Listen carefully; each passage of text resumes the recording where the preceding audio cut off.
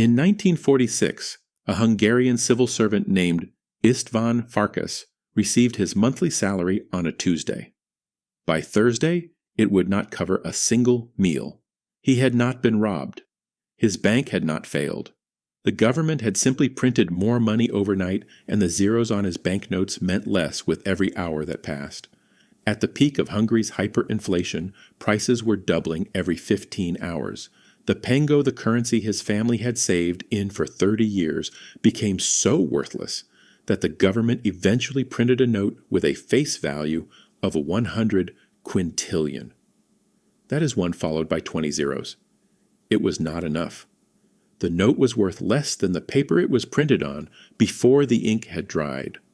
István had done everything right. He had saved. He had worked. He had trusted the institution his government told him to trust, and it destroyed him anyway. This is not an isolated story. It is not ancient history. It is a pattern that has repeated across 12 currencies in the last 100 years, and in almost every case, the people who lost everything were the ones who believed their currency was too established, too important, too central to fail. That belief is the most expensive belief in financial history. The first thing to understand is what overnight actually means in a currency collapse. It almost never means a single night. What it means is that the visible deterioration happens so fast once it begins that by the time ordinary people recognize it, the window to protect themselves has already closed. The wealthy move first, the informed move second. The majority move last or not at all. In every case on this list, the warning signs were present months or years before the collapse accelerated. And in every case, the majority of people holding the currency dismissed those signs as temporary, as manageable, as something the government would fix. The government was usually the cause. The German mark is the case everyone cites, and the reason everyone cites it is that the numbers are almost impossible to believe. In January of 1921, $1 American bought 75 German marks. By November of 1923, $1 bought 4,200,000,000,000 marks. That is not a typo. 4,200,000,000,000,000. A wheelbarrow of cash to buy a loaf of bread is not a metaphor from this period. It is a documented reality. Workers were paid twice a day so they could spend their wages before the next price adjustment. A woman who left a basket of banknotes outside a shop while she went in to buy something came out to find the basket stolen, and the banknotes left on the pavement. The money was worth less than the basket. The mark did not collapse because Germany was a poor or primitive country. It collapsed because the government chose to print money to pay war reparations rather than raise taxes or cut spending. It was a political decision dressed as an economic necessity. And the people who paid for that decision were the ones holding marks, the ones who had converted their savings to foreign currency farmland or gold before 1921 came through. Everyone else was erased. The Austrian krone followed almost the same path in the same era. By 1922, one pre-war krone was worth 14 thousandths of its original value. The people who had lent money to the government through war bonds received repayment in currency worth essentially nothing. A generation of Austrian savers was quietly liquidated not through default, but through debasement. The government never missed a payment, it just paid in money it had destroyed. The Second World War produced its own currency collapses, and the Greek drachma of 1944 stands as one of the most severe. Under Axis occupation, the occupation authorities forced the Greek central bank to print money to fund military operations. Prices rose 600 billion% between 1941 and 1944.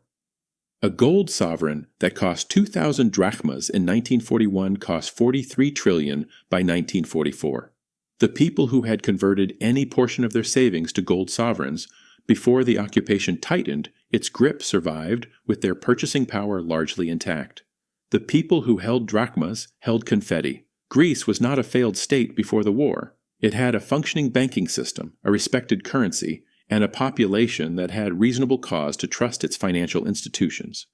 The occupation did not ask permission before destroying everything those institutions had built.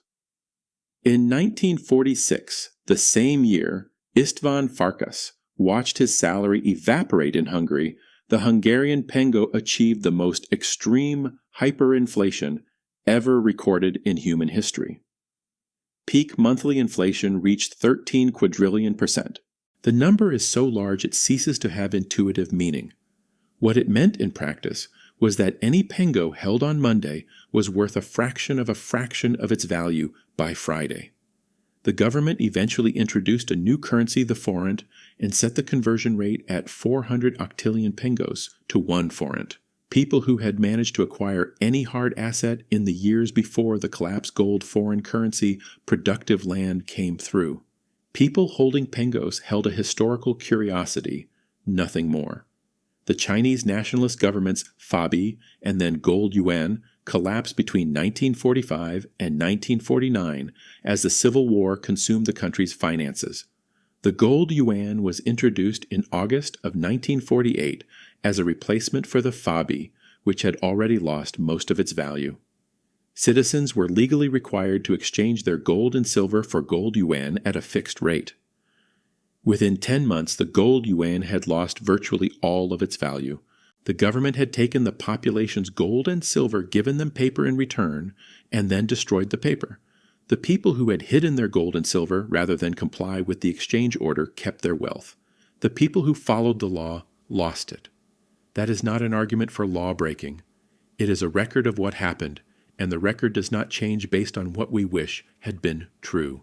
The post-war collapses are instructive, but someone always objects that they represent extreme circumstances, war, occupation, political collapse, conditions that could not occur in a stable modern economy.